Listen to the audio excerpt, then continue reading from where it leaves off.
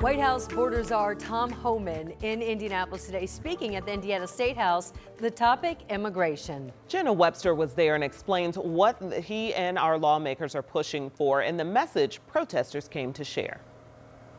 Well, one of the things we kept hearing over and over the course of those 2 hours is what can Indiana lawmakers and what can the state do to help the Trump administration when it comes to immigration? Behind closed doors in the House chambers, no media cameras allowed inside. There are state-level actions that we can and that we should be taking. Lawmakers and law enforcement talking immigration at an event hosted by the Attorney General. Please welcome border czar Tom Homan. So-called White House border czar Tom Homan, the event's final speaker. So what I ask from you all is to deputize our entire community. Across from House chambers, a handful of protesters came with their own message. It sickens me to think that the state of Indiana would just be one more stop on their horrible underground railroad of illegal deportations and stripping people of their human rights. We're not okay with that in Indiana. We are saying no, and we are not complicit and we are not consenting to this utilizing of our prisons. Whatever you can do, state of Indiana, to help us make Indiana safer. I'm not saying every illegal alien is a public safety threat, but many are. Help us. Because every public safety threat we remove from this country makes your neighborhood safer. Both Attorney General Todd Rokita and Governor Mike Braun are pushing lawmakers to pass the Fairness Act this upcoming legislative session. House Republicans approved it last year, but it didn't make it past the Senate. The Fairness Act would help because it would provide new authority from my office to take enforcement action against many businesses or any businesses that knowingly employ illegal aliens. Rokita says it would also empower the governor's office to take away state grants from those businesses. It will strengthen state and local compliance with federal immigration enforcement, including cooperation with ICE detainers. Braun saying Indiana should lead the way in helping the federal government enforce immigration laws. When you stood up here talking about the legislation, I was like a kid in a candy store sitting down here.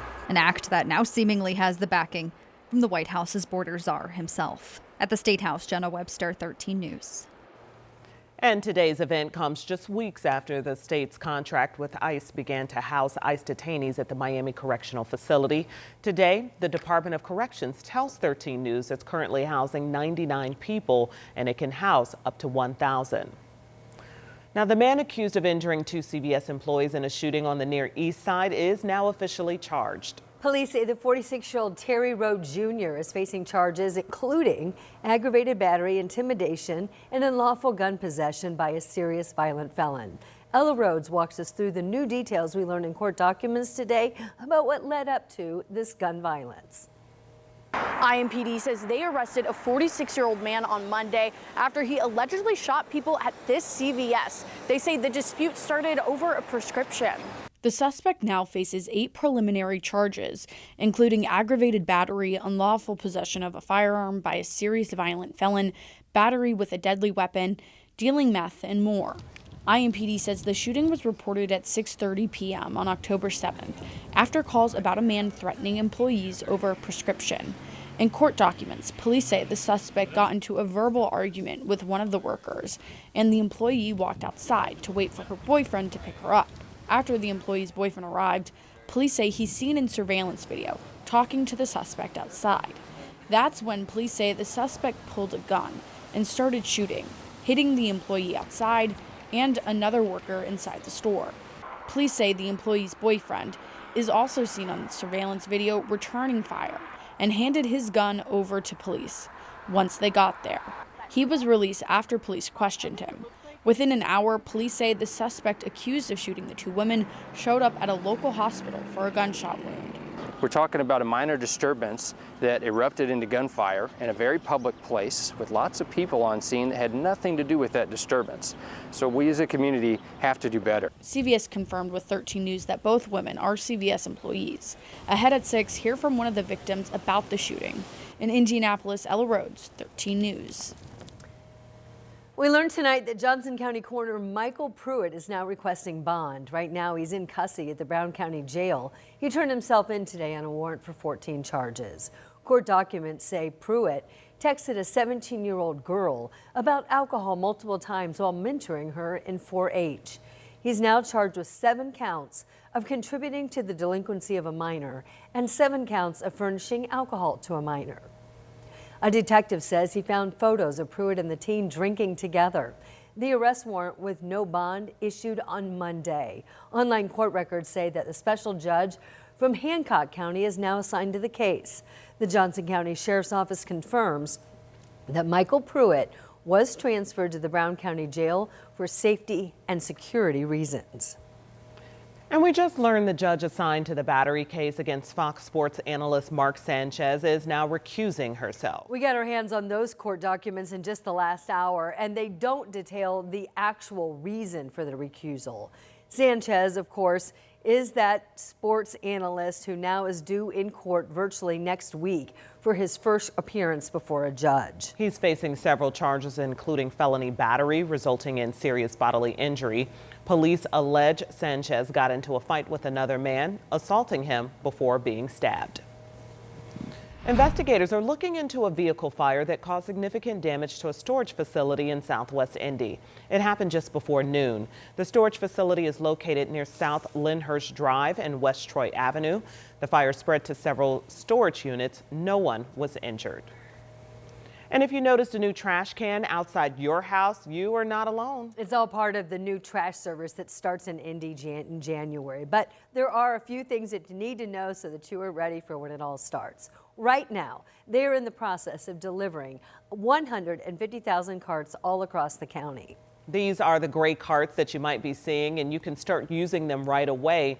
Do make sure to leave your empty old cart out so that it can be taken away on your next collection day. This is for Marion County residents, and there are some rules about this. Everything must be bagged up and inside the garbage can without overflow and no yard waste. It's kind of an exciting time for us. You know, the current solid waste contracts have been in place for an extended period of time, and this new contract not only gives us a new vendor for solid waste in 2026, but that universal curbside recycling has been a long-standing goal of the city to. This is part of the solid waste contract that the city has. They plan to be introducing universal recycling in 2028. Okay, well, moving towards recycling is certainly something good for the environment, but I'm sure I was like many other people. You're like, what is this? And what do I do with it? And what do I do with the old one? And how does it work? So. And what do I do with my yard waste? I mean, that's the thing. I mean, we do a lot of trimming and things like that, and that's what we fill up our bins with. It's got to go somewhere. Yeah. All right. Some changes are afoot. Yes. Rob Ellis is here, and those leaves are starting to fall slowly, but not so fast just yet. We've done a little raking in our house. It's good color too starting to show up on a lot of the maples, the typical early trees that we like to see the bright colors on them. The dry conditions are going to continue, although there's a small chance of rain in the forecast for tomorrow. Some good news, not a huge chance, don't worry. Let me get right into it and show you what to expect. Temperatures have been warm though. That rain chance, by the way, is going to give us a chance to cool the temperatures down. Look at this, today we were at 79 degrees. I wanted to show you the almanac because I wanted to put it in perspective that the average high temperature for mid-October is 67. That's where we should be. We were almost 80 degrees today, and there were some locations that made it up to 80. It was nowhere near a record though of 86. So it is warmer than average, but not a record. 78 is where we sit currently. Still some 80s showing up on the board.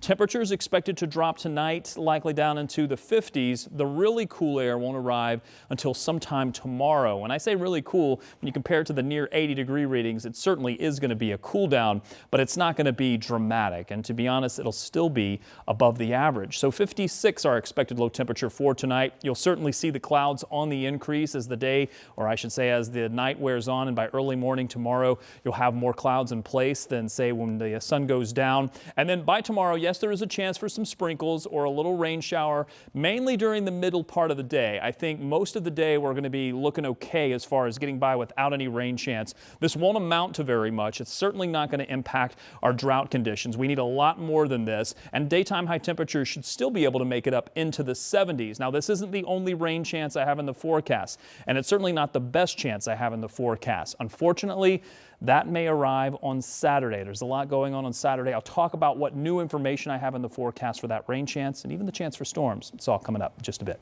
All right, we keep talking about football and the forecast for this weekend, but college basketball season is nearly here. Hard to believe, but it's true. Butler, in fact, begins its season this week. That's right. The Bulldogs welcome Notre Dame to Hinkle Fieldhouse for an exhibition game. Dominic Miranda was on Butler's campus today, catching up with the team ahead of the season.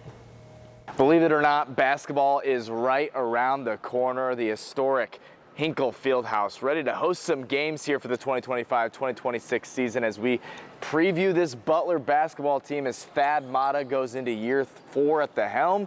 What can we expect from this team?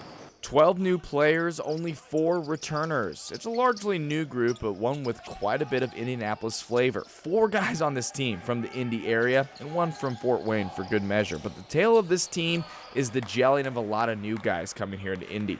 Coming off a 15-20 season a year ago, Butler is looking to legitimately compete in a tough Big East conference here in 2025-2026. Mata knows the challenge that presents, but is extremely pleased with this group here in the early going as we approach this season.